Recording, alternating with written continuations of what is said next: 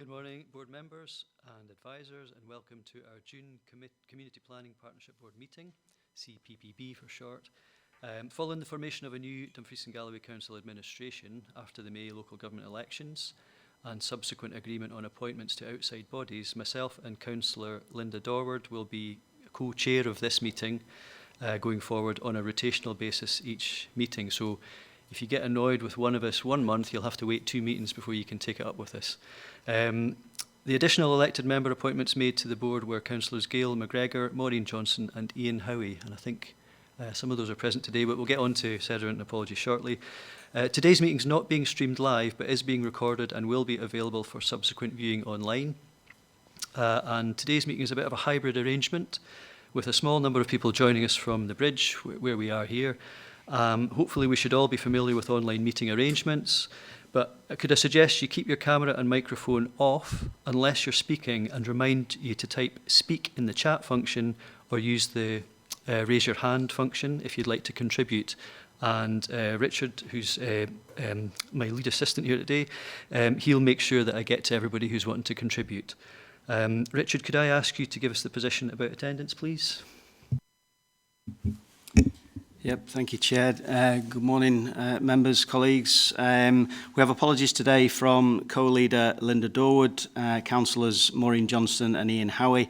That's due to a clash with the Social Work Committee calendar today, and that's something that we've addressed moving forward, and apologies for that.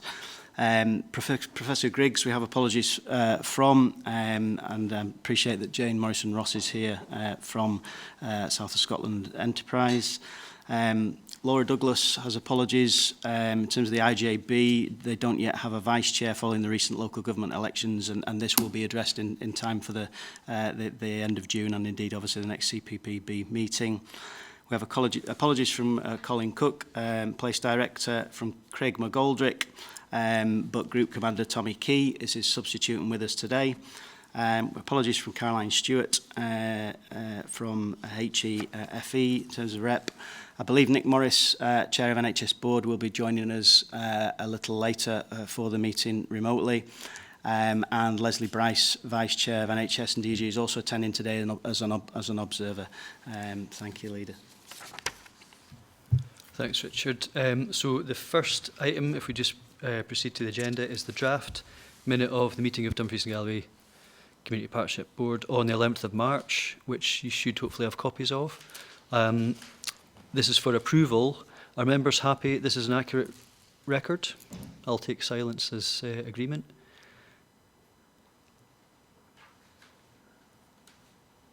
So there's no flurry of hands there. Are any comments or queries from members on this one?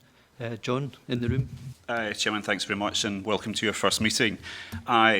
Just to look at item 1.3 within the agenda, just to thank Stephen Jack for forwarding on some information regarding the counselling in school project. There are still some questions regarding that, and I'm wondering whether it would be appropriate to ask to have a meeting with the Director of Education just to discuss those, looking at the qualifications and how that's dealt with and moving forward, and then actually bringing back, following that meeting, to the Community Planning Partnership Board, the outcome of that meeting and any concerns raised, whether they've been addressed or not.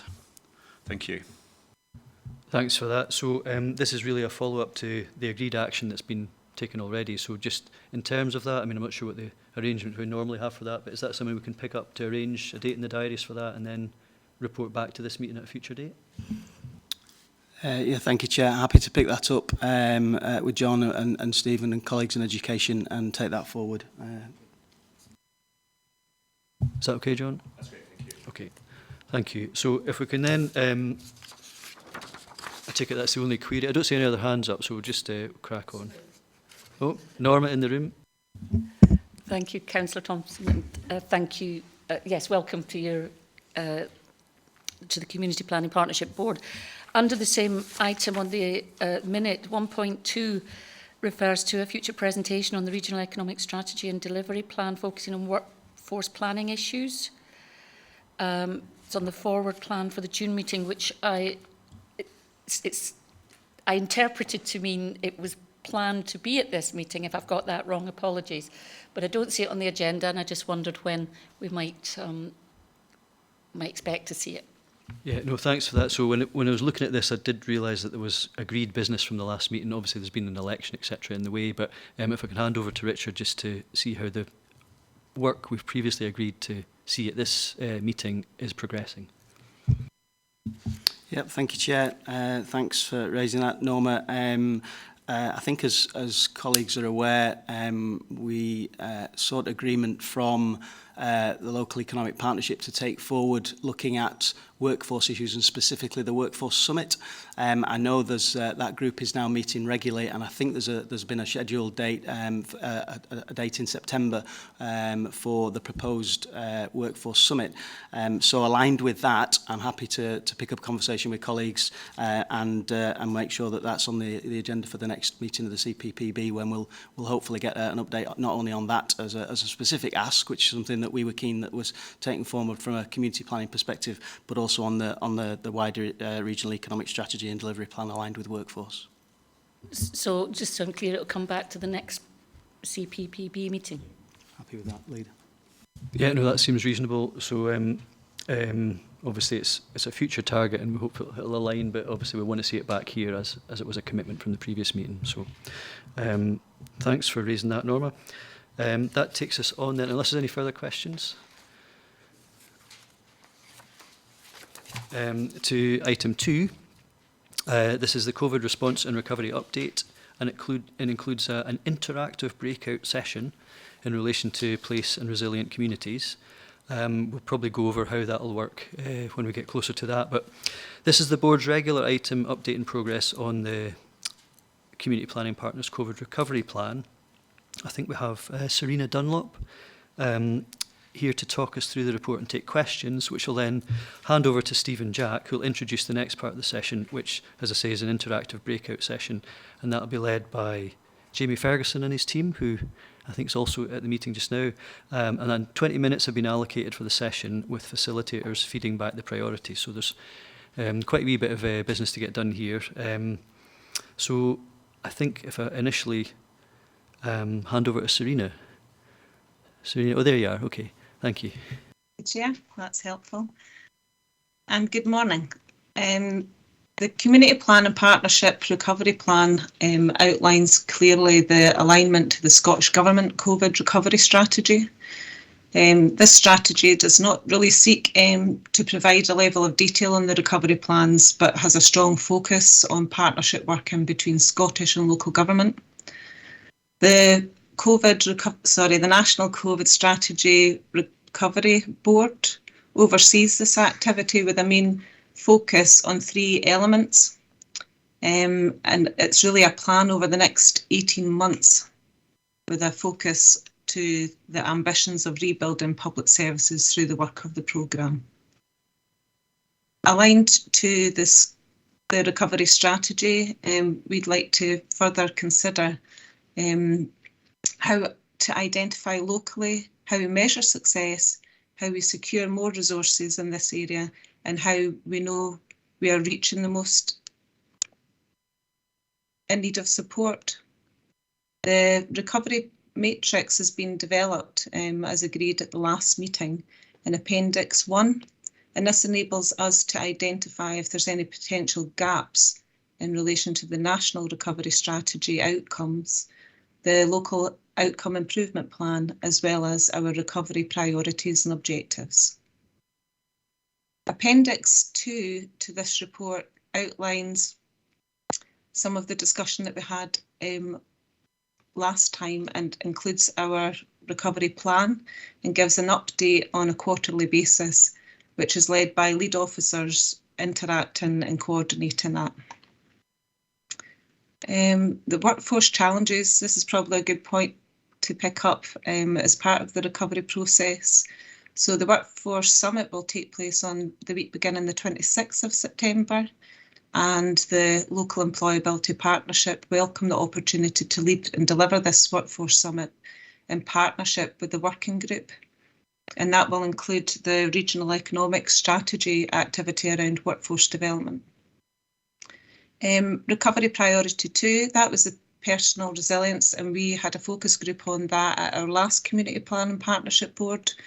The outcome of this is in Table 1, and happy to take members through that if required. The education and employability priority, given the Workforce Summit is scheduled the week beginning the 26th of September, it's proposed to move this particular focus group to the November meeting because the results of the Workforce Summit will influence discussions at the focus group. As mentioned, today's focus group is in relation to place, resilient communities, and locally we have four recovery objectives which clearly link into this, and that's town centres are restarted, people are connected physically, volunteering is embedded across the region, and our communities are vibrant.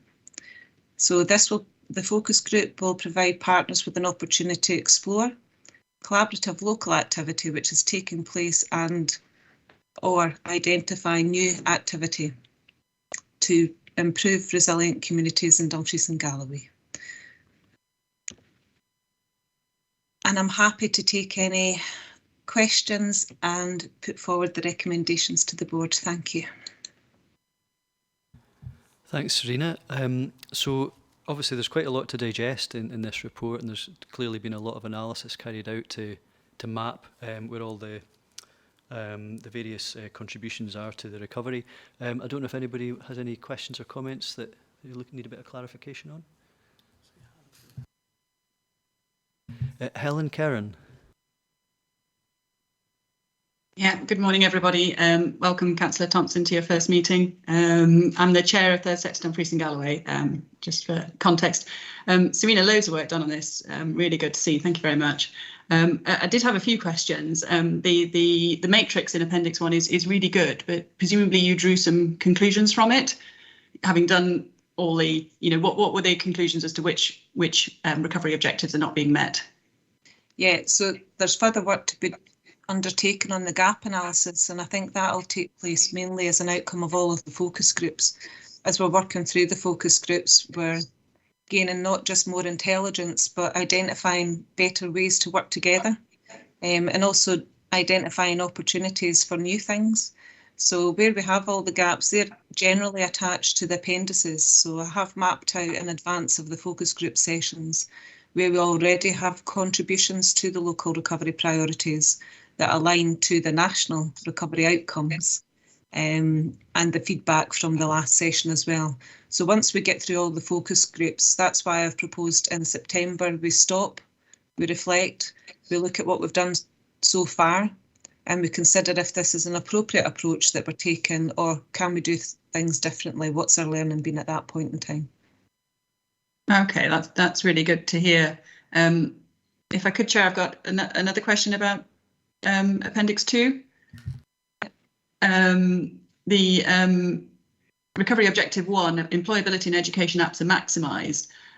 There's no mention in the CLD strategic plan or the recovery action plan or the employability skills plan about school budgets. This is not a question for Serena, this is maybe a question for the room. There is a reference in the local child poverty action report about the DSM framework, the devolved school management budgets, but there's no recognition of a changing context there, which we all know about, the rising cost of living. So this is maybe a broader question, but support for learning allocation is being cut. The cost of heating oil is going up, but the heating budget is fixed. So is the inevitable outcome of that our children are learning in cold schools?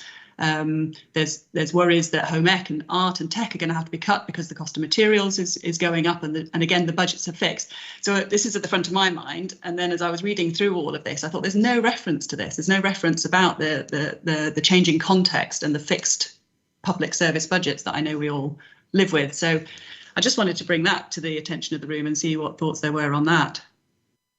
Thanks, Helen. I mean, obviously when this was sort of being devised, things maybe weren't quite as prescient as they are now.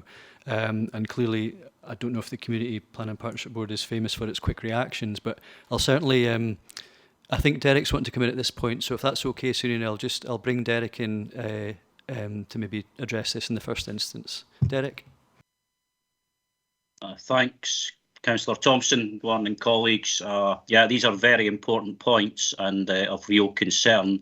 But I think first and foremost, from a leadership position, just to reassure the room that there are no cutbacks in any of these services in the next financial year that we're in just now within the council. So just to reaffirm that there are no cutbacks this financial year within Dumfries and Galloway in relation to those services. So I think it's important to reassure the room of that.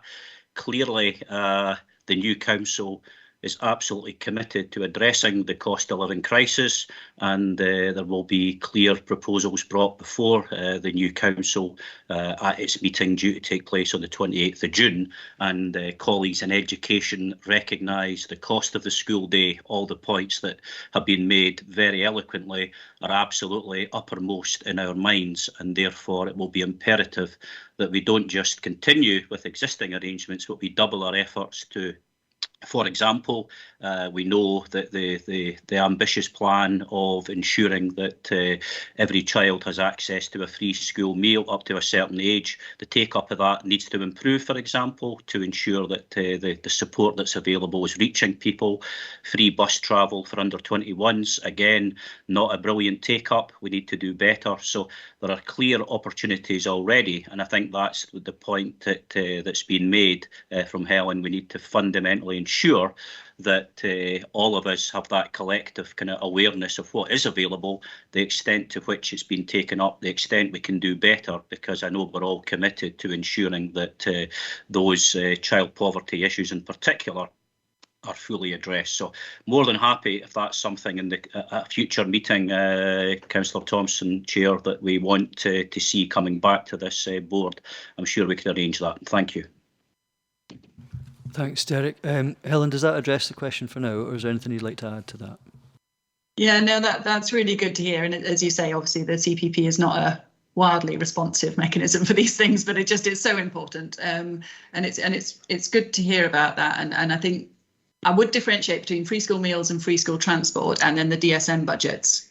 You know, so there's elements that go out to parents and families, and then there's elements that they have no influence on, and that happens behind the scenes in the education department. So if we're working on both fronts, I think that'd be excellent.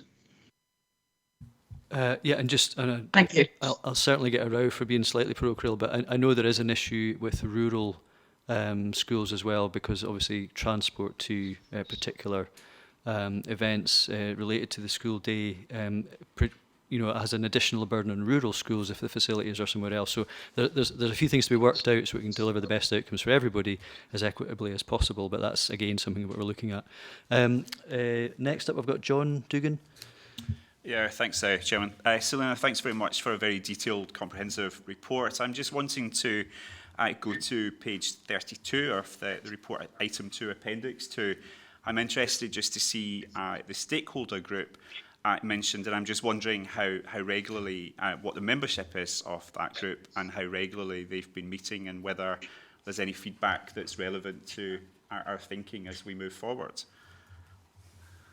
Thanks, John. So I think that's back to you, Serena. Yeah, thank you. Can you be specific about which page it is?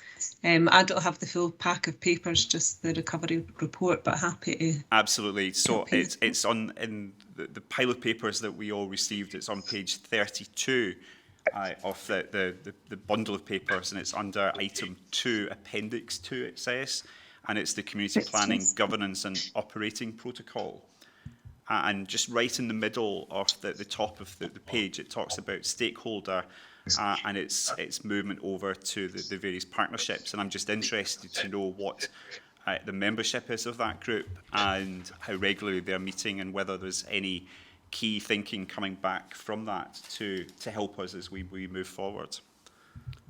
If it assists, Serena, I think it's page 3 in the actual report itself, but 32 in the pack that we've received. Thank you. So this is the overall governance structure for the Community Plan and Partnership Board, and it demonstrates where the key strategies and plans which have been considered and reviewed to ensure that the impact of COVID has been taken into consideration for the recovery planning. I don't have all of the timescales for each of the meetings, but I can certainly share that with you at a later date if that's helpful. John, does that help answer your question? Thanks, Serena. Well, I'll take Councillor McGregor first and then Norma. Thank you.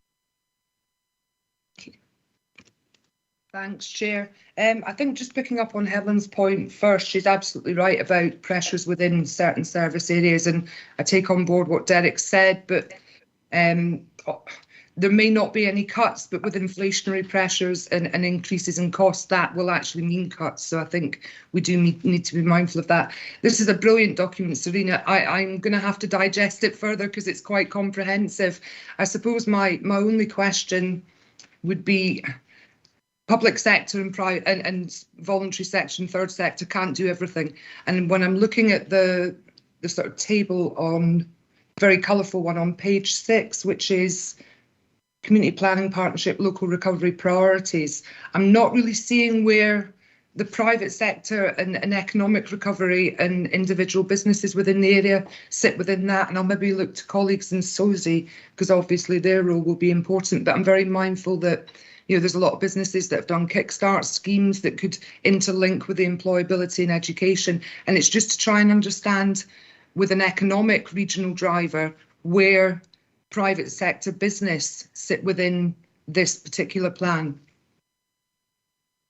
Thanks, Gail. Serena, are you able to pick that up? Yeah, thanks, Councillor McGregor. So all of the key working groups that support the delivery of the Community Planning Partnership Board actions and activity will contribute to each of these strategies and plans. Where we have membership from SOSI and other third sector organisations to support that private delivery, we have certainly included a lot of the private activities, specifically in relation to Kickstart, as mentioned, and that's understood under the workforce challenges element of the priorities. There is a wider discussion. I have picked up quite a good dialogue with the Improvement Service to ensure that we're interlinking into their recovery planning work streams, and they're basing a lot of that on case studies and other evidences, and we're looking at performance levels. So at some point we will move to measurement, which is helpful because we know if it's measured it gets done. But there are certainly, I think as we're moving forward through this, discussions will evolve and that activity will evolve alongside it. From feedback from the Improvement Service, we seem to be we've got good progress in relation to recovery compared to other local authority areas for the community planning partnership. So that was very positive. I don't think we're there yet. It is a comprehensive plan. I think we can potentially streamline it, but there's more developments to come. And absolutely, I think we do have to further engage with the private sector as well as more with third sector and other partners. Thank you. Thanks, Serena, that's helpful. Yeah, and just to add to that, there is something about the table, for example, on page 12 in our pack, as part of the matrix, it does outline the current recovery actions that South of Scotland Enterprise Agency are addressing, if you like, or contributing to, but there is maybe, when you look back to that chart on Appendix 2, page 35, or page 6 in the pack, maybe there is something about how do these actually map onto those local recovery priorities. So there is maybe a bit of a consolidation piece of work to be done, but maybe that's what we'll explore a bit later today. I've now got Norma, in the room. Thank you. Thank you. I just wanted to come back to the question that John raised about the stakeholder group, which I dug out some information from the website on the community planning governance and operating protocol, and the table that John had referred to. And there is there is actually a list of members of this stakeholder group on the website, and we're listed as one of them. And I was just a bit concerned because I am not aware of this group at all. And I think this is a question perhaps not for Serena unless you know the answer, Serena. But anyway, it's just to push at this a little bit. I know Serena said that we would get a report back on this, but I think it would be really helpful to know what the plans are for this group, because there's also a list of its remit, which is, apart from anything else, to advise the Community Planning Partnership Board on key issues affecting D&G. So potentially quite an important group in the community planning framework. Thanks, Norma. Well, if this is the same list I'm looking at, which is the stakeholder group, it includes the likes of Forestry Commission, which of course doesn't exist anymore at Scottish Forestry. So there's maybe a piece of work to do to bring that up to date, just in terms of basic admin as well as just who the relevant contributors are. But I think I'm being advised by Richard, perhaps Stephen Jack's here to maybe take that up in the first instance. So if that's okay, Serena, I'll just hand over to Stephen Jack. No, thanks, Chair. Yeah, just to provide some clarity, it was previously quite an active stakeholder group, but certainly in recent times, it's not been used as it probably should have been. And it's one of the things in terms of the mid-term review where we're looking to refresh our community planning approach. The membership really needs to be re-looked at, as has already been highlighted out, and also the remit and the involvement of the stakeholder group. It's been used in the past for consultations, etc., but not more recently. So it really does need looked at, and we'll be taking that forward as part of the mid-term review.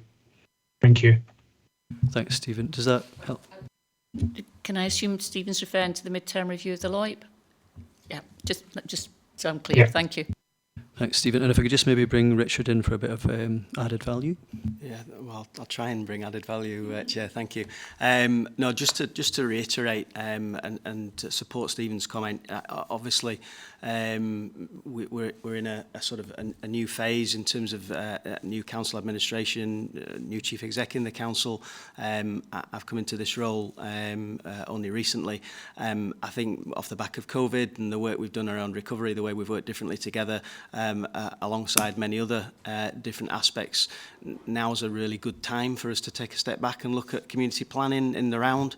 Your colleagues will have picked up from agenda item 5, which Stephen has referred to in terms of the mid-term review of the LOIP. I'm seeking the board members' support, A, to ensure that we take that forward at pace, but B, potentially to widen that scope a wee bit in terms of the whole community planning approach in D&G and the infrastructure which supports it. And I'd be delighted, if approved and supported by the board, to lead on that and bring a paper back to the forthcoming meeting, which will obviously incorporate some of the challenges as we've just referred to. Thank you, Chair. That's great, Richard. Thank you. We've now got Valerie White on Teams. There's a hand up somewhere. Thanks very much. Valerie White, Director of Public Health. I suppose my comment wasn't in relation to what Richard said, but in relation to what Richard said, I think the value of community planning is so important in tackling those underlying determinants of health. So actually how we do it and how we learn from COVID is really so critical. So I think that opportunity to take that stock take on that would be really valuable. I think a lot of people, there's a lot of talk in the meetings that I'm in about community planning being, really seen as that driving force to tackle those underlying determinants and really working together to do that.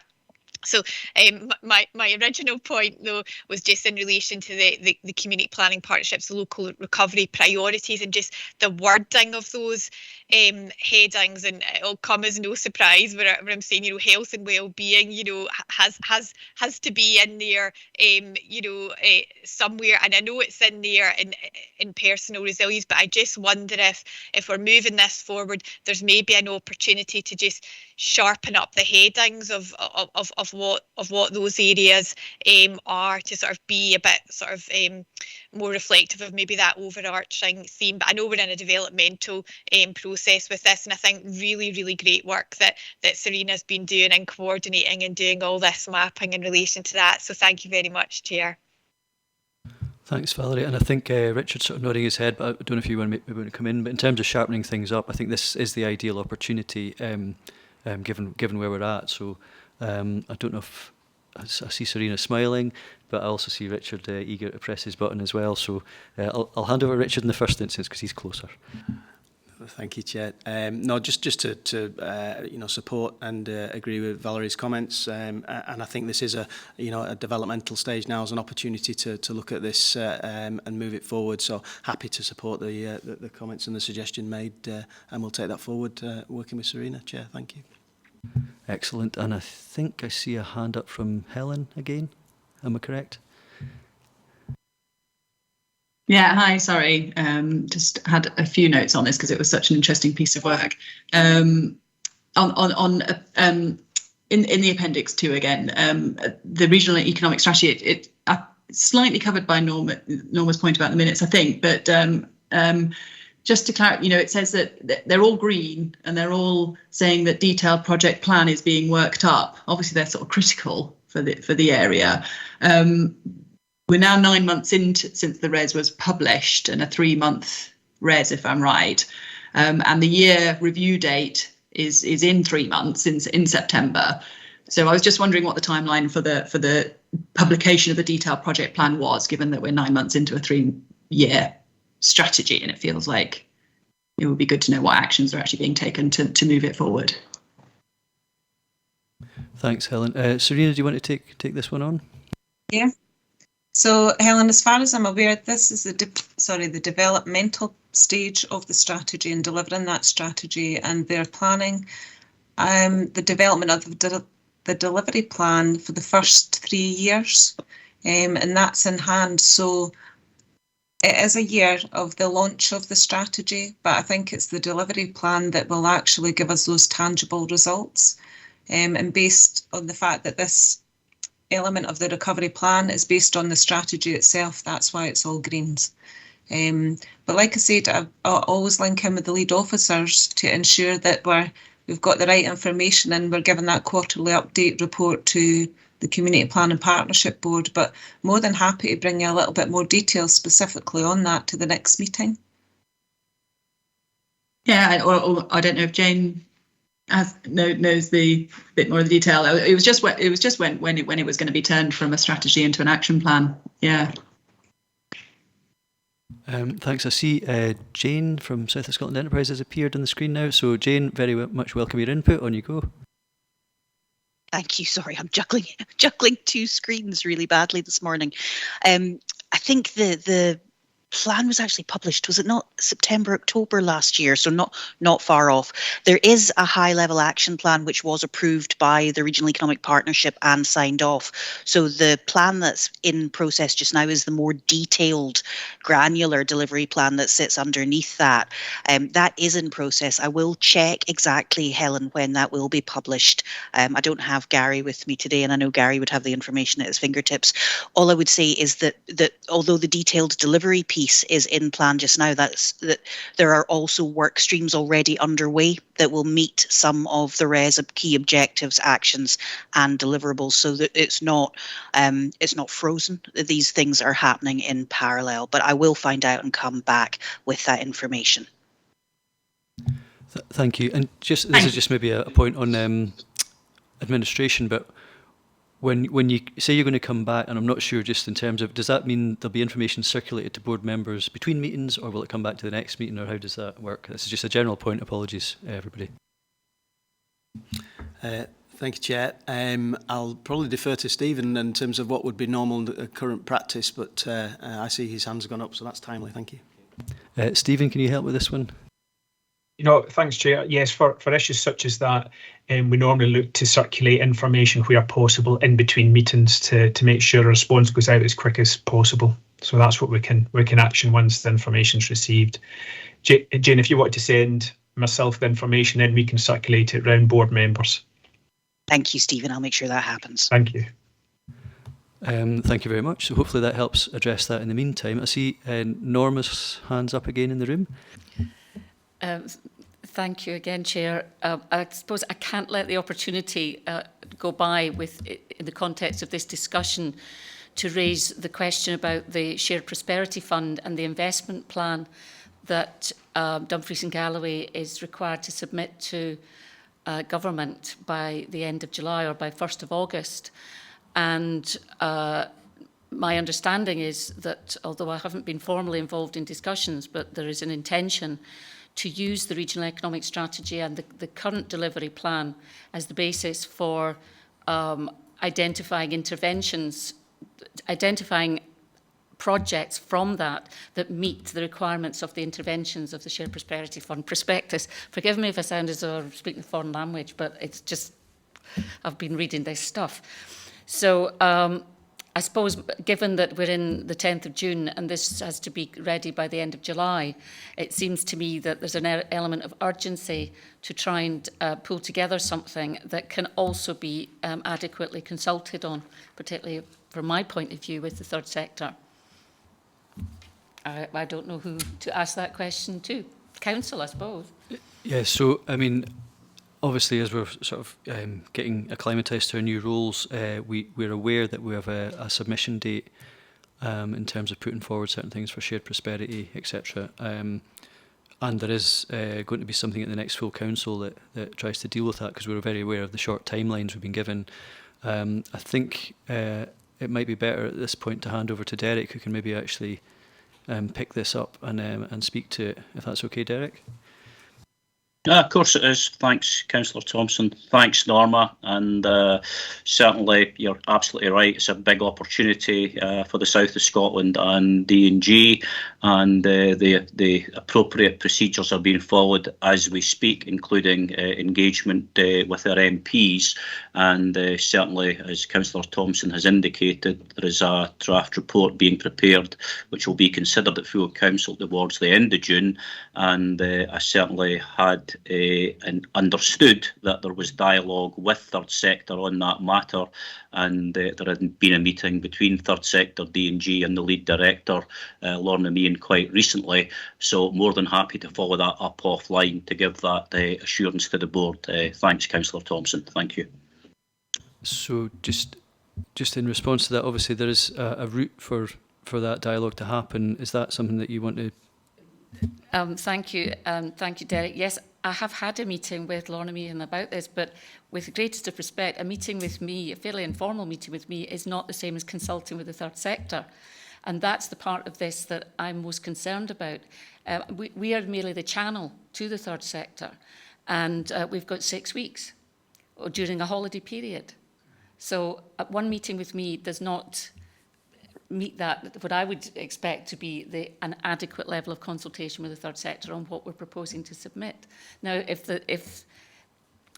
I should leave it at that. I'm disappointed that it sounds as though we're not going to hear anything now until the end of June, when the full council has the opportunity to consider this. And I understand the timescales are not being set by the council, of course, but nevertheless, there are opportunities. Other local authorities are currently consulting with their third and community sectors on this subject. So I was hoping that we might make progress before the end of the month, certainly. Thanks, Norma. No, and I appreciate the frustration. It certainly wasn't a timescale that this council would have set in terms of being able to provide the best possible submission, if you like. However, we are all faced with the same short timescale, and with the best will in the world, the perfect consultation is never going to happen in that time. So the next best thing, I'm hoping Derek will assist again, is maybe to have another form of dialogue that at least allows the best possible representation to come from that sector to feed in, given that we can't do the perfect plan. I don't know what your other suggestion would be to meet that 6-week timetable in a sort of realistic way, but in terms of the period by which we have to submit something. So kind of leave it to Derek maybe to come back with a response where you can pick up with the relevant officer after this meeting, because we're sort of, I know it's not irrelevant to what we're talking about today, but it's not really, we've got a wee bit of a schedule to get through today, so. No, we're not. But I mean, can I maybe get an undertaking from Derek to pick this up offline with the relevant officer within the council? Derek, are you able to help with that? Yeah, thanks, Councillor Thompson. Thanks. Let me come back in. Just to reassure Norman, I wasn't suggesting that meeting had been the definitive position. I was merely acknowledging there has been a meeting with third sector D&G, and it was my understanding and expectation that the purpose of that meeting had been to ensure that we do our level best between us to make sure that this process is inclusive and as consultative as possible, and therefore I'll give you the assurance that I'll follow that up out with the meeting to ensure that the relevant parties come together as a matter of urgency. Thank you. I'll let you back in one time and then we'll move on, Norma. Yes, okay? absolutely. Right. One last point. I think it would be really helpful if we could have someone from South of Scotland Enterprise also involved in that discussion, since the investment plan will be based on the regional economic strategy. Okay, we'll note that, I think. So that then takes us on, I think. Now, I'm just sort of not sure what best way we can do this in terms of recommendations, but we've got the next section, which is the sort of breakout interactive session. But I don't know if it's worth going through noting some of the recommendations up to that point. Or in fact, I think what we'll do actually is just get the breakout sessions done and we can do it all in the round at the end. So Stephen, am I okay to hand over to you to organise this next session? Thanks, Chair. Yeah, just a brief introduction. So yeah, we're moving into the interactive workshops. There's going to be two groups. The group at the bridge will form one on its own, and we have a larger group online.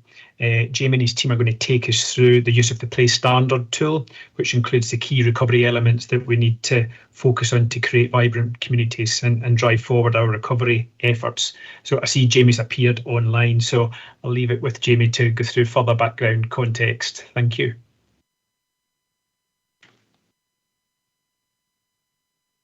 Okay, good morning to all. What I'm going to talk about is Recovery Priority 4, which is about place and resilient communities. And I'm going to contextualise just a wee bit before the interactive exercise. And Valerie might be pleased to know that I'm going to try and cover health and well-being as part of this. So the first thing I'll say is that, as folk know, where we live and spend our time has a really important influence on our health and our well-being, and in fact the quality of our lives. And we all as partners contribute towards improving that quality of life for folk in Dumfries and Galloway. During lockdown and post-lockdown, I think it's true to say that people have come closer to their local communities, and some of that is not through choice, but they have done. Increasingly, folk made use of walking, cycling routes if they're there, green space, play facilities for their kids. They've also shown tremendous resilience in looking after their neighbours and developed ways to meet their own local challenges. And within that time, I think it's fair to say that partners have been working and assuming an enabling role, with a lead often coming from local communities themselves. I think true to say as well that partners have been working with the energies kind of inherent in our communities. Our communities are very skilled in lots of ways, rather than doing things to them. So there's a kind of culture of how things are done, and implied in that. I think it's important part of our recovery to build on community momentum, and place plans, I'm hoping to show, and I'm hoping you realise through some of this, are a big part of achieving resilient communities across the region. Across Dumfries and Galloway, we've got many communities at the moment, even before we put a call out, coming forward for support in developing their local place plans. Communities from Lochside, Kirkconnell and Kellerholm, through Borderlands to Cppb and Dalry. Lots of communities already coming forward and asking for support to develop place plans. Scottish Government legislation asks councils to put out a call to communities to develop local place plans, and partners via the Place Planning Partnership and the locality hubs, which are facilitated by third sector D&G and Norma's team at local level, are gearing up to actively support them. SOCI and Borderlands, third sector D&G, NHS home teams and the creative placemakers through third sector are coming together to support communities to develop their place plans in different ways. And you folks know our communities across Dumfries and Galloway, all different, some very high capacity, some not so much. And some communities that support will entail a light touch. Some, the touch may be a bit more intensive in terms of the support that's needing to be offered. I think it's true to say that the value of creating good places for children to grow up in has been highlighted through work by the Good Places Better Health Initiative, as the Scottish Government's Environment and Health Strategy, as well as the Scottish Government COVID Recovery Strategy and other strategies connected with people's health and with people's sense of place. The health harming and the health protecting features of place are certainly no equal. And it's well known that those living in deprived areas are likely to experience fewer of the positive benefits that a good place can offer. Still get wide health and longevity in terms of lifespan, diversity across various communities and various places. Some parts of Glasgow, folk my age don't live past my age. Other parts of Glasgow, it's well known that the life expectancy can be up to 87, so that these discrepancies are there. So Harry Burns, when he was talking about the Glasgow effect, which showed a higher adult mortality rate in Glasgow compared to other similar cities, even taking poverty into account in other economically deprived cities in Europe and in the UK, talked about place as a determinant. Folk that know Glasgow, I'm from Glasgow, but you might know that the demise of industry in Glasgow kind of coincided with the breakup of communities through some fairly poor urban planning, with the building of high flats and so on, destroying traditional communities and leading to feelings of powerlessness and hopelessness within local communities, and consequent effects on life expectancy. The place standard tool that we're going to look at lets communities, public agencies, voluntary groups and others, including private, find those aspects of a place that need to be targeted to improve people's health, well-being and quality of life. These plans we're looking in Dumfries and Galloway to be developed at a bottom-up level, with communities taking the lead and agencies and partners supporting. So to look a wee bit closer at the tool and maybe to get your comments on how the tool can perhaps bring community planning partners into a kind of coherence of support. We're going to break into two groups to look at this. Just a short session on the place standard tool.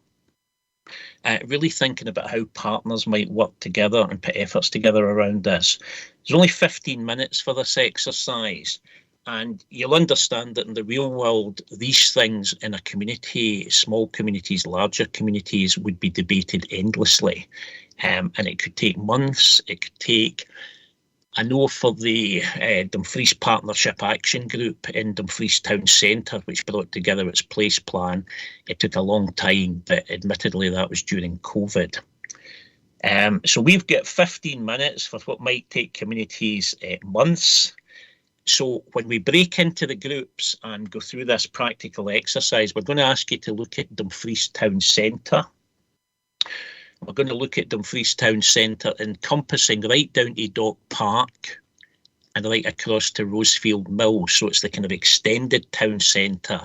And I'd ask you please not to get hung up on the town centre. It could be anywhere. It's the principle we're trying to look at here rather than the actual place itself, although communities would be passionately looking at their place. So there'll be a scoring opportunity in this. We'll say first thought is best thought and ask you to go with your gut reaction on an evaluative score. You'll see from the centre to the outside of the wheel for each of the 14 questions, there is a 1 to 7 scale. And we'll ask you, we'll not have much time for debate, I'm afraid. Let's say communities will debate it early. We don't have that luxury, so we're a wee bit pressed for time. So we're going to go for a real gut feeling and a gut score. and we'll come back at the end of it with your facilitator, and we'll feed back and have a wee bit of discussion on the kind of 3 things we're learning from this, or the 3 points we take from it, rather than the exact detail of what we think of Dumfries. So with your permission, Chair, I'll just ask if folk are okay to go into the break-in rooms to consider the tool now. Yeah, so let's go for it. What do we do next? Do we switch off the thing in here and then start shouting, or how does it work? Okay. It's Jennifer here. I'll just assign the online group, and then if you just discuss at the bridge. Okay, thank you. Great stuff, thank you.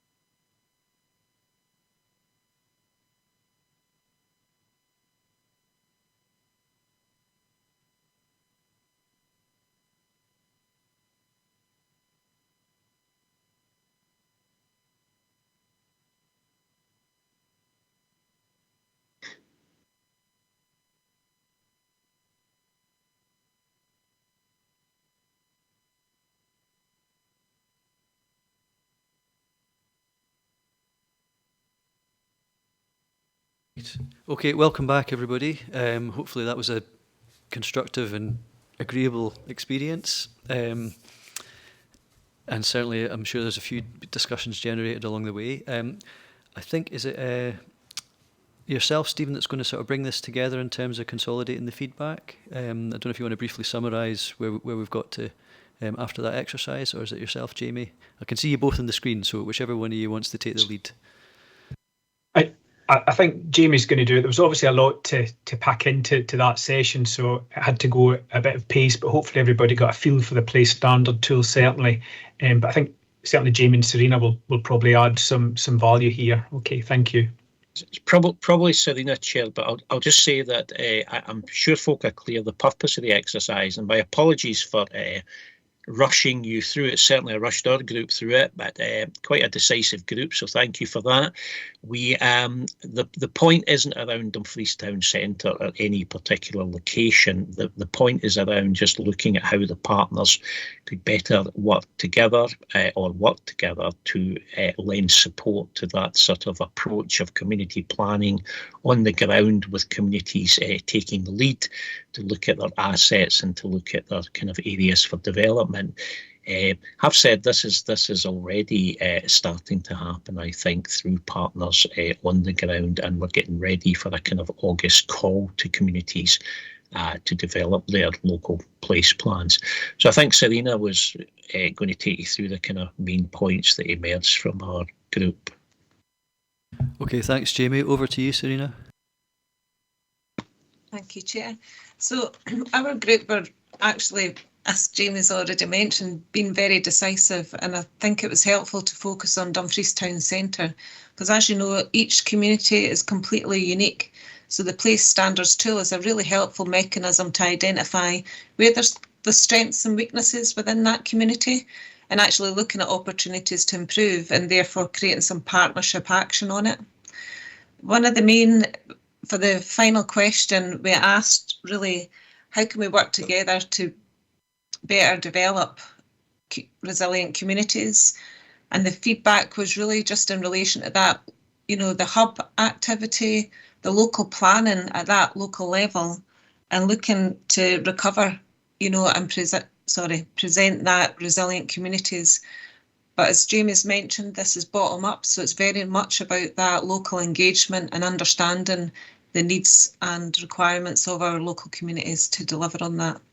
The main focuses were, for our group, and I can share my screen if that'll help. That was around public transport, traffic and parking, housing in communities, and care and maintenance. So they were the main focus points for that end discussion. Thank you.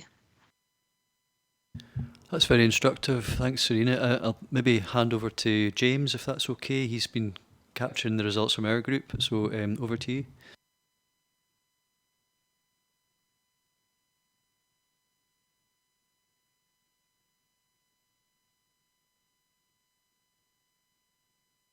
Bear with me a second, I'll just share screen so that you can see our graphic.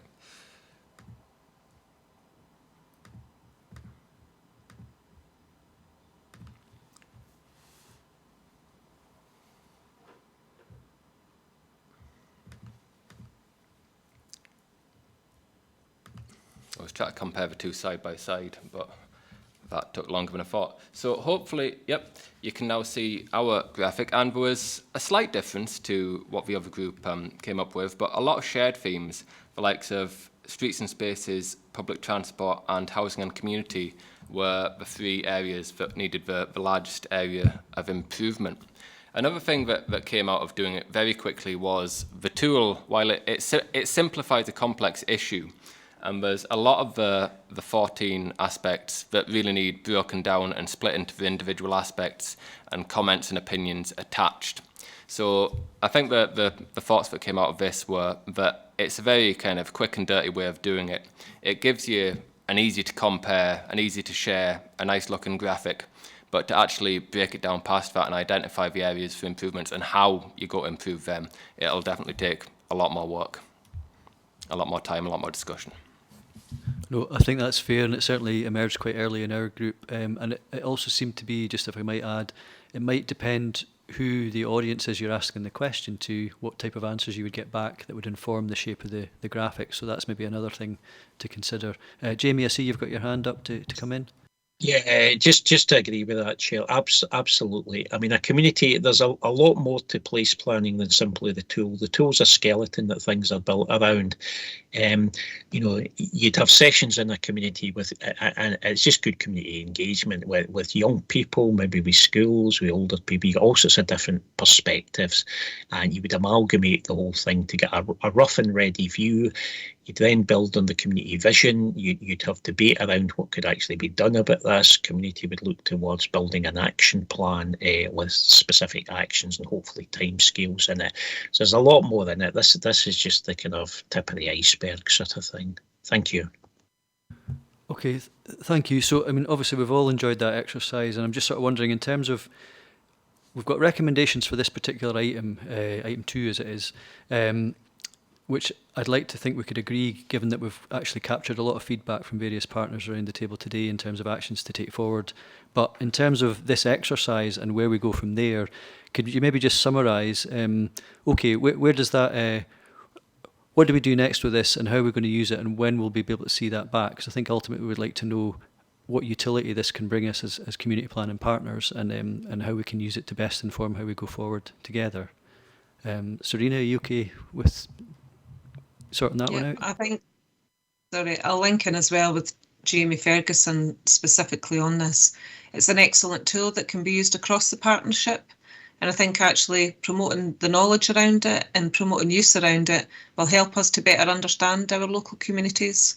As I mentioned before, each community is unique, so it's really beneficial for us as a partnership to understand what, where the areas of strengths and weaknesses are within that community and help them improve where appropriate. Jamie, I'll bring you in. Yeah, happy to bring something back to the board on this in future. From August, before August, we'll be putting out materials to community groups. We're just at the last stage of developing those through the Place Planning Partnership in terms of advice and support on how to develop their place plans. Local place plans have a statutory element, as I said, and come August, the local authority will be in a position where it has to put out calls to community groups offering support around place planning. Those place plans will then need to be, if they're registered, and I'll not go into detail on what a registered plan has to look like. There's a few kind of statutory requirements on it, but not particularly burdensome, I don't think. If they are registered, they then have to be considered in local development plans. So we're still at kind of fairly early stages of this. We've got around getting close to 30. I know Susie did some useful kind of research into this with communities in terms of community plans. There's around 30 community plans across Dumfries and Galloway at the moment that can be retrofitted into local place plans should communities choose to do so. We've also got about 7 or 8, in fact more than that, because if we take the Borderlands place plans into account, probably about 13 communities actively developing their place plans at the moment. So, I mean, happy, Chair, if the group wants us to do so, just to bring back feedback on that from the Place Planning Partnership in terms of the communities as the work develops. Yeah, I'm getting a few nods in the room, and I think that would be very welcome and certainly make the exercise we've just done a lot more meaningful if we can see how it helps us go forward in future. So that would be very welcome, I think. Just in terms of, I do see a hand up, so I think Helen, do you want to come in again? Yeah, just to reinforce that point and build on Valerie's point about coming back. I think the next time we have that level of experience and knowledge in the room, I think the time might be better spent thinking about how we can all leverage and use our respective organisations to support this rather than mock up the process. You know, certainly from a third sector, the Dumfries and Galloway point of view, you know, the third sector will be critical as a strategic partner in this, in getting it out to the granularity of the communities that you want it out to, locality hubs and things like that. So I think, yeah, it'd be great to have it back. And I think next time, maybe the time would be better spent if we all discuss how we can all use our respective organisations to amplify and support this really important work. That's really welcome, Helen. Thank you. So I don't see any other hands up in the room at this. Sorry, what's that, Norma? Do you want to come in? Sorry, I just wanted to check if as an action, we're agreeing with what Helen's just suggested. Yes. Great, sorry. Sorry, my apologies. Yes, so I think that's yes, absolutely. We'll take that on, Helen, for the next as we go forward through the meetings. And I'm just conscious of time now, but I think we've given that a good airing, and I think we've all embraced that as much as we could today. So there's been quite a lot in there, and quite a lot to learn from that and bring forward. So I'll just go to the recommendations for this item, and then we'll get on with the next item of business. So can we note the progress since the last meeting of the Community Plan and Partnership Board? Consider the recovery contribution matrix. I think we've done that at Appendix 1. We've noted the updates to the COVID recovery plan at Appendix 2, and there's been some comments around these things. We've also had a brief discussion of the outcome of the focus group and agreeing the next steps based on the high-level feedback. I think that was Appendix 3 in our papers.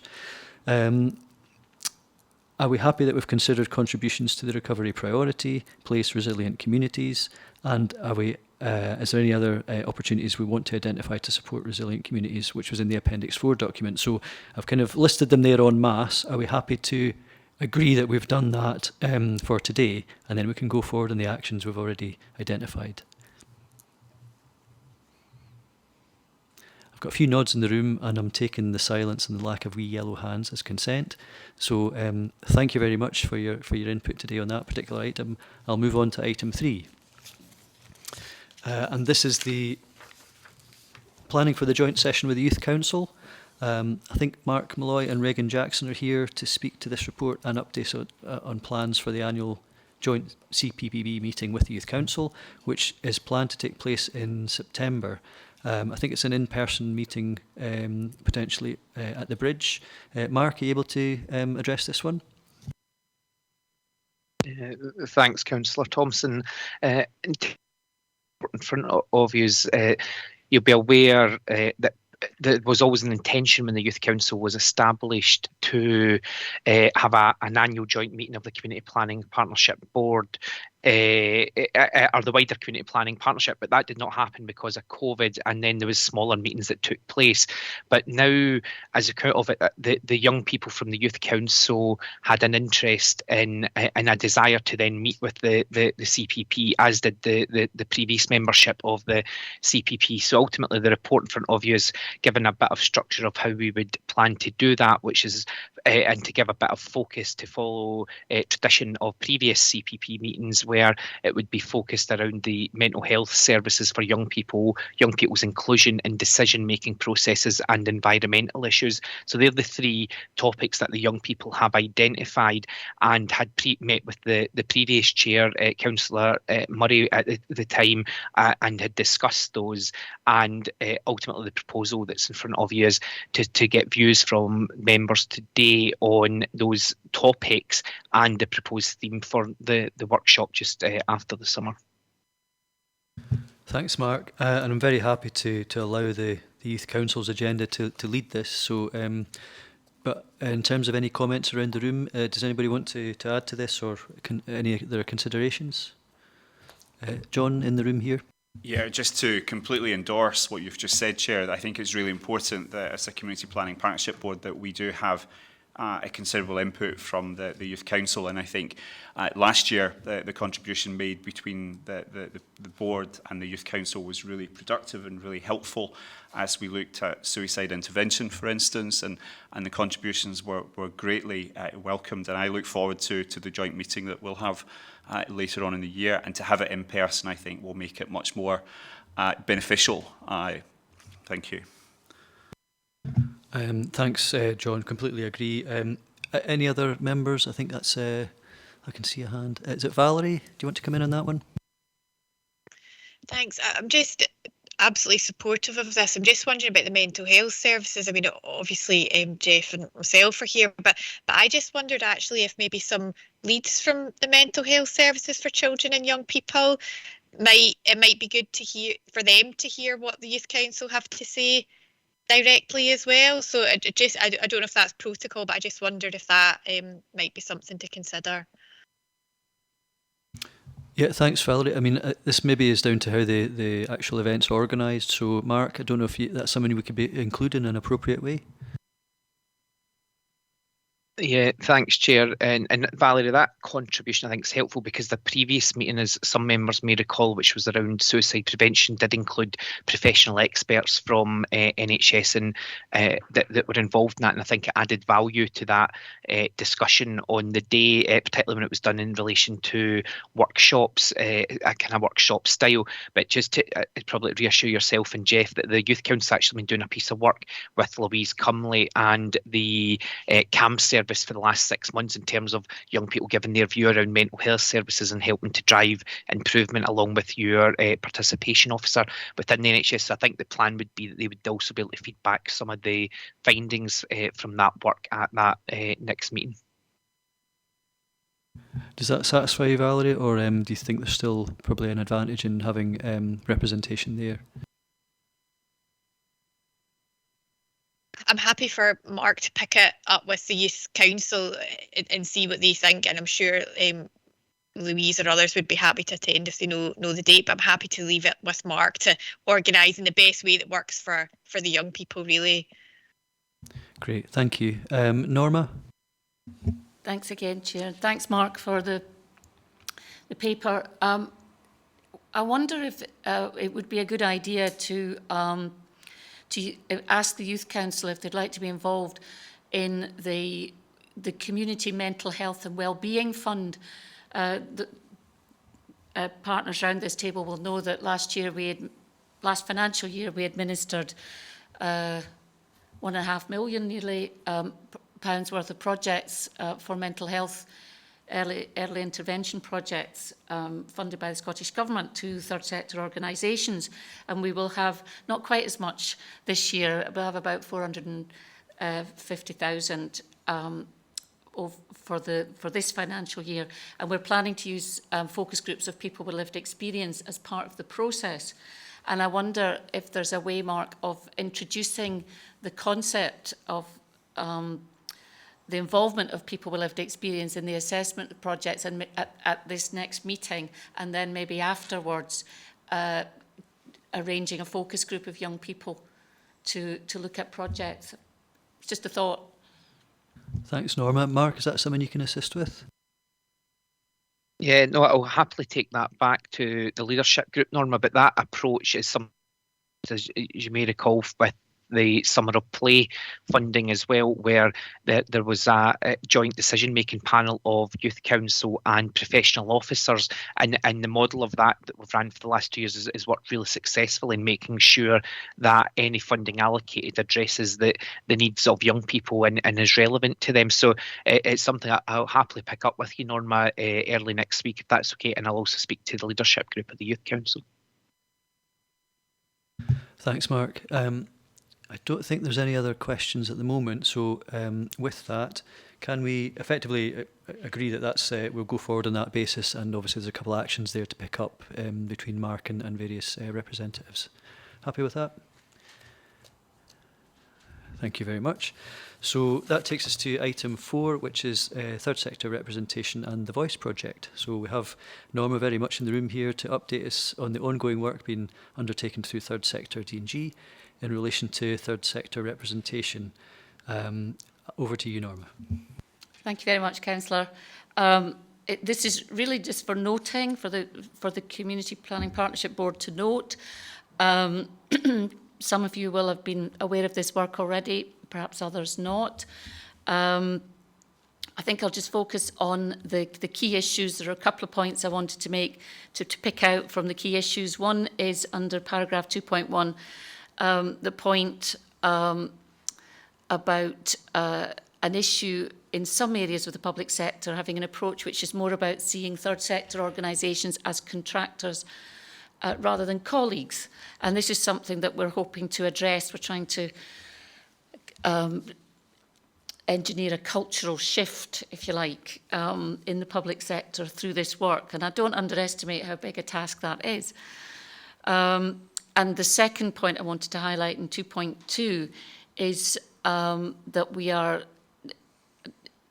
working with third sector organisations to develop various means of support that we can provide as the intermediary to encourage them to engage more as representative voices of the sector.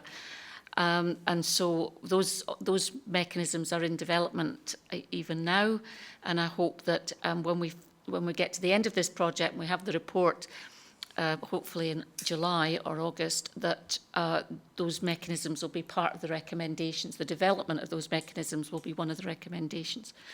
So what we're proposing is that once the project is complete, that my own board will consider it and agree it at some point, possibly with changes, but that after that it will be brought back to the Community Planning Partnership Board for further discussion and hopefully agreement on key issues. Thanks, Norma. Any questions from partners around the room?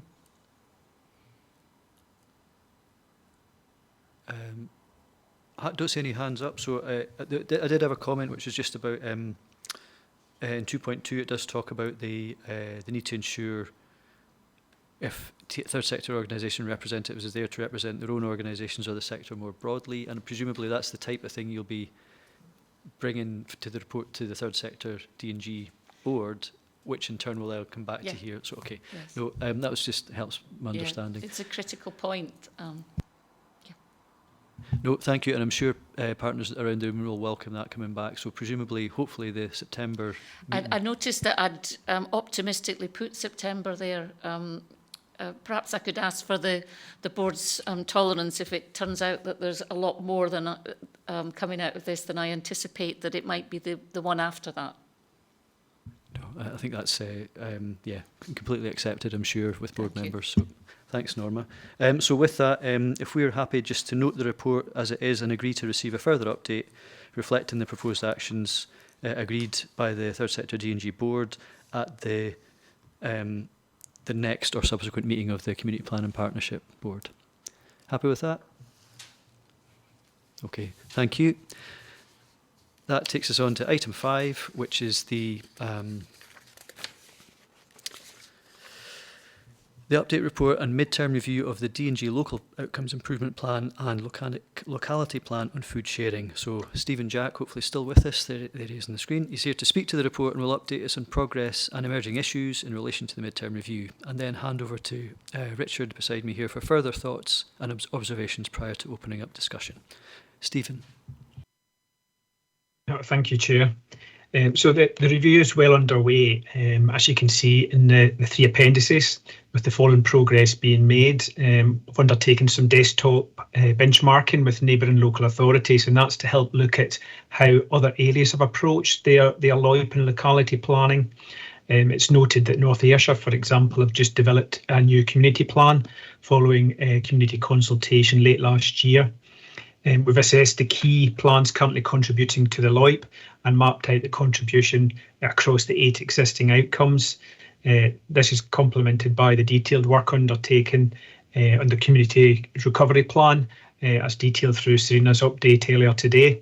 We've pulled together key messages from the research undertaken over the last 12 to 18 months through the work around poverty and equality strategy, the South of Scotland Economic Plan, CLD Plan, Health and Social Care Plan, along with others.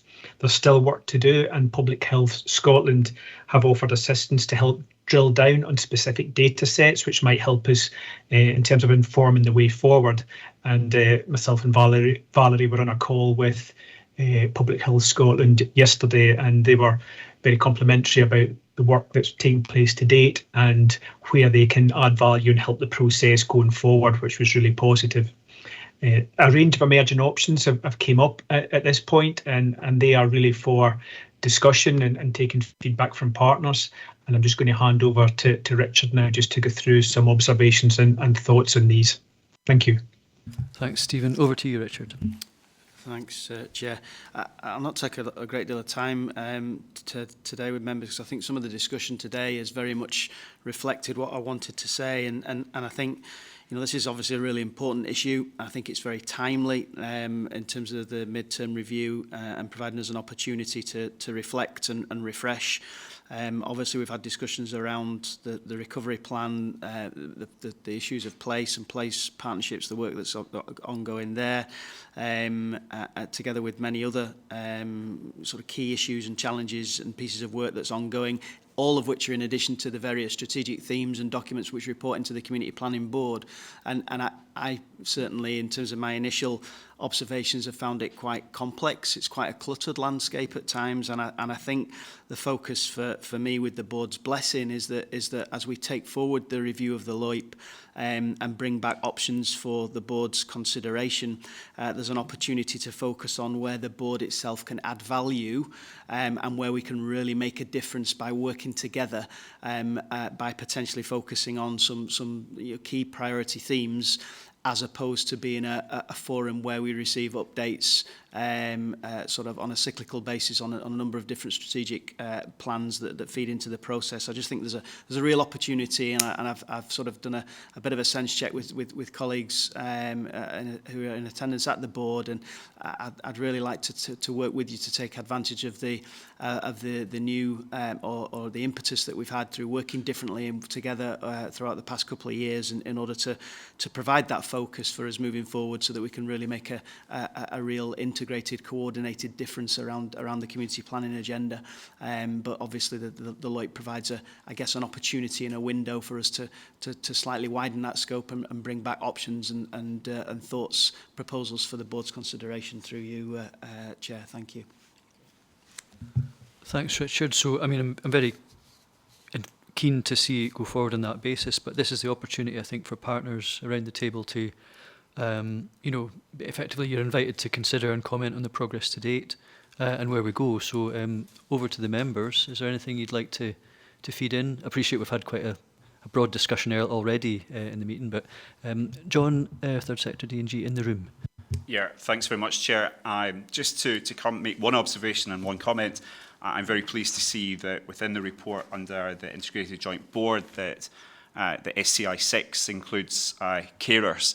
As we're in Carers Week 22, this year's message has been very clear in making caring visible, valued and supported, and I look forward to the continuing joint work that's being done that's both creative and innovative in making sure that carers who identify themselves as carers, but also the very many people out there in the region who are doing a caring role but actually don't recognise that I think we all have a responsibility and a duty to make sure that is of the highest agenda.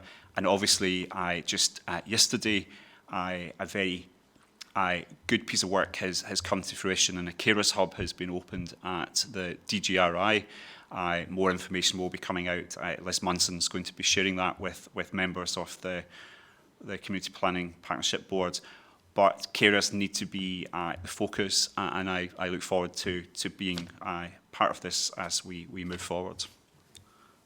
That's great. And I think, Richard, if it's okay, just at the end of this, maybe if there's any sort of points like that you want to capture in the recommendations, just so we know we've got a wee record of it. Any other input from partners around the table?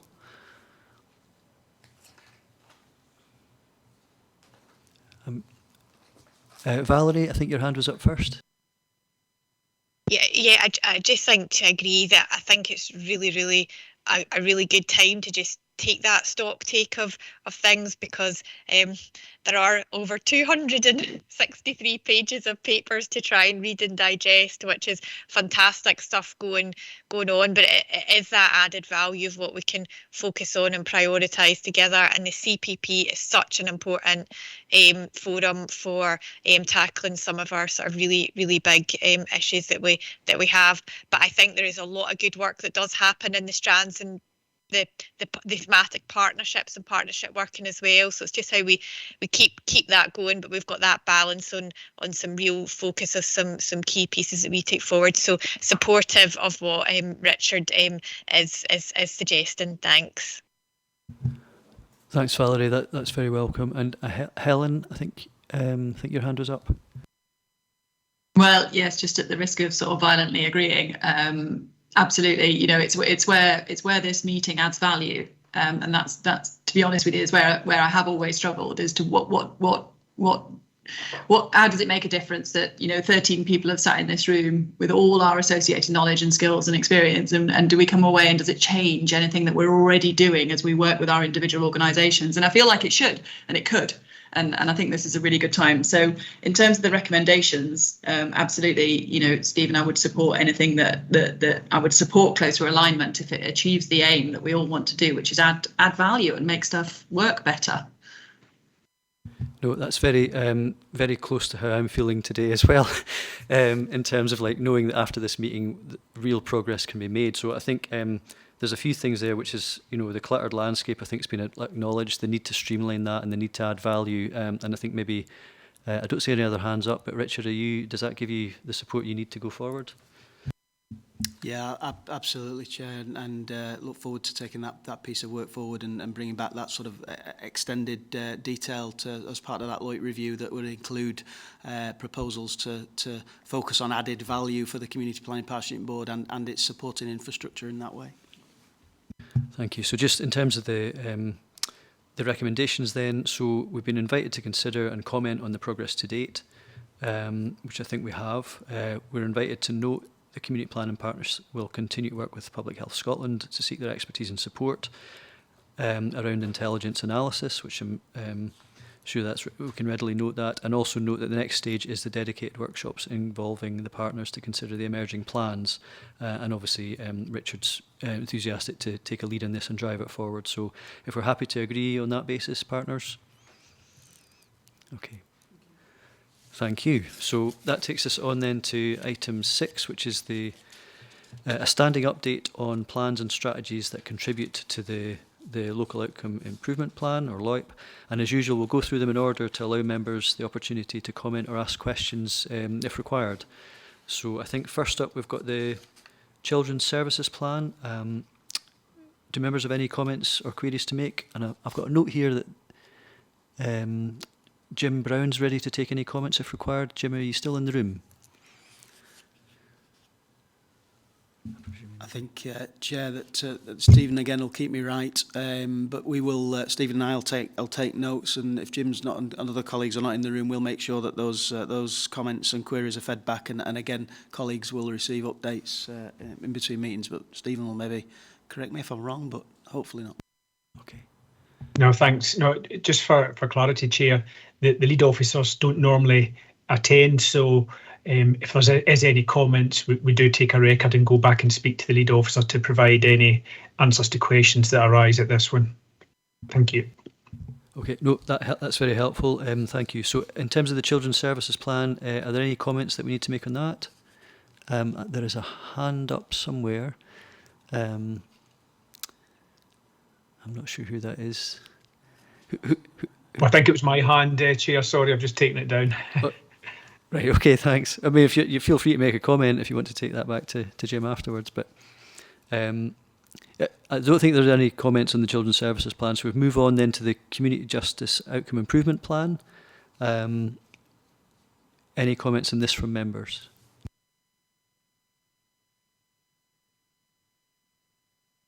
Okay, Helen, your hand's gone up. Yeah, I mean, it's not my remit, obviously, but I mean, I think we have minuted before. Yeah, the criminal justice, they do seem to make fairly plaintive pleas for support. You know, that they're not got the resources they need to do a good job.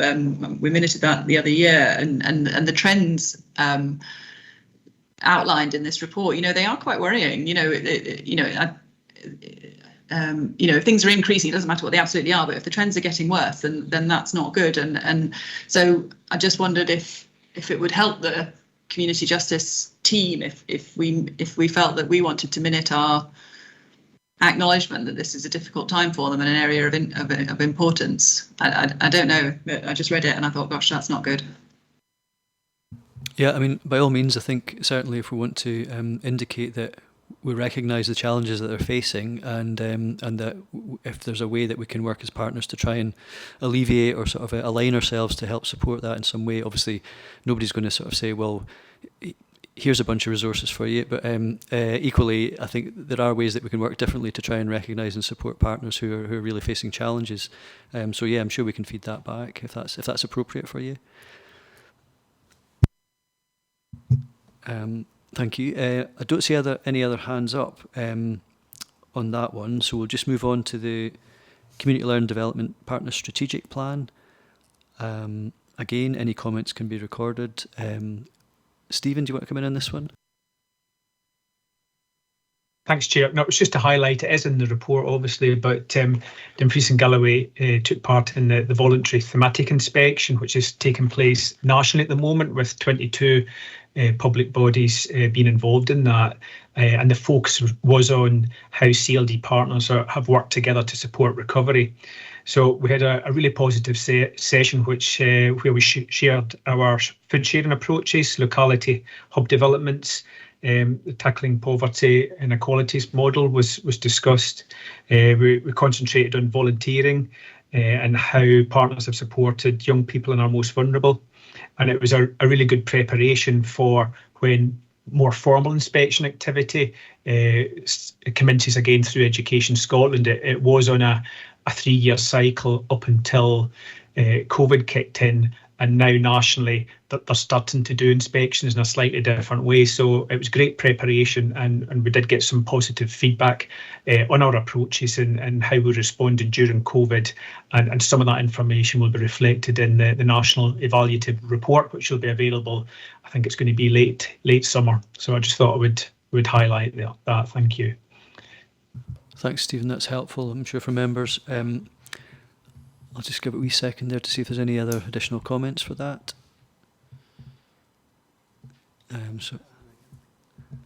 Helen, do you want to come in again? Sorry, I'll stop reading the papers in future.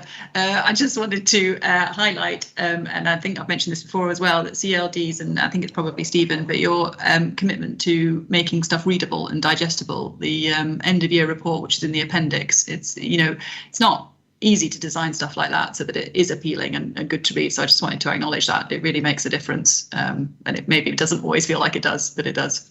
Well, thanks for that, Helen. Much appreciated. Thanks, Helen. That's very helpful, I think, to everybody who's contributing. So if we move on then, I think, to the Employability and Skills Plan. And again, really, this is a chance for comments or queries to be fed back. So I'll give a few seconds for members to consider this.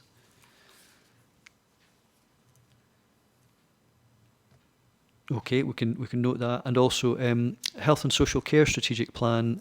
Are there any comments on this? So I think there's a bit of an interim performance report provided for 2021-22 on page 232, which might be helpful to members, but any other comments on the report itself?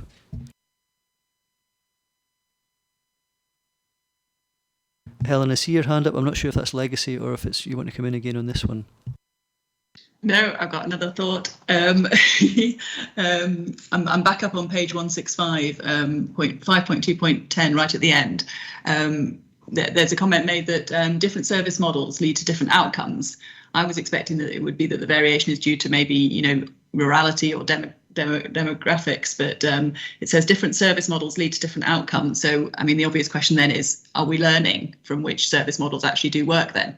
If that's what's delivering the difference in service across the country, are we learning? I'm sure we are, but that was the question that came to mind. Thanks, Helen. I'm not sure if can that be answered, or is anybody available to answer that on the day? We can certainly record it and feed it back and get an answer, I'm sure. Jeff's here. Oh, hi, Jeff. Do you want to come in and address that? I can try. I mean, it's certainly our ambition to compare both internally and with other partnerships to see what alignment of service and what clinical pathways are working most appropriately. I think what is interesting at the moment is in Scotland there's a real tension around pathways and organisation of care between the desire to impose models and on a sort of once for Scotland basis, and then this equal ideological idea that models should be grown upwards and reflect local circumstances. So we're in a little bit of that tension, but there is a lot of comparative work that goes on both within the partnership and with other partnerships to try and somehow walk that tightrope between the leanest national model that's applicable, the one that works both best for local circumstances. That's really interesting. Thank you. Okay. Thanks, Jeff, for that. Okay, I don't think there's any other questions or comments unless there's anything you want to add, Jeff, while you're there. But otherwise, we'll just move on to the Local Child Poverty Action Plan. And again, any comments or queries from members?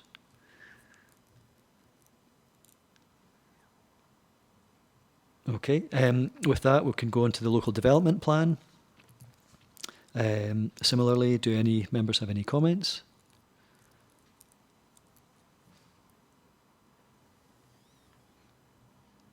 A restful silence. And then the Local Housing Strategy. Any comments or queries on this one?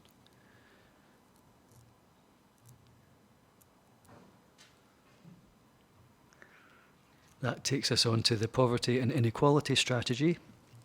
Again, over to members for any comments.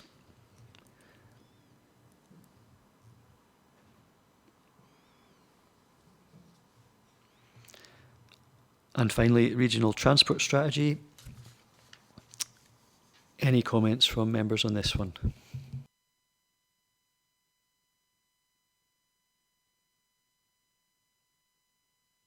It might be worth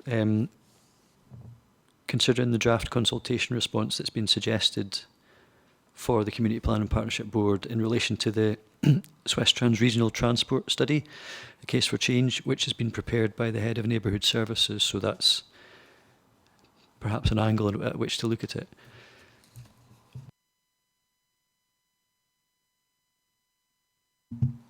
Okay, so I think aside from the comments and questions that have been addressed today, if we can go to the recommendations then and note the progress being made in the key strategies and plans that support the local outcome improvement plan.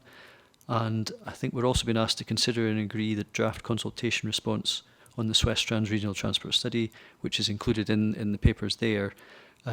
Presumably the silence means we agree that at Appendix 5.